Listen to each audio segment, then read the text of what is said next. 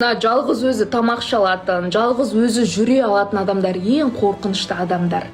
Оларды бір жеңу, оларды қирату, сындыра салу ол мүмкін емес. Оларды сындыру конкретно мүмкін емес. Өйткені ол өз-өзімен компанияда комфортно, түсінесіз ба? Ол неге өз кафеге, ресторан, киноға барып жалғыз өзі тамақ ішіп кино көре береді? Ол неге жалғыз өзі жүре береді? Оған то есть тауға бару үшін, оған саяхаттау үшін, оған қалаған, жан дүниесі қалған жерге бару үшін біреу керек емес, ешкімді іздемейді ол.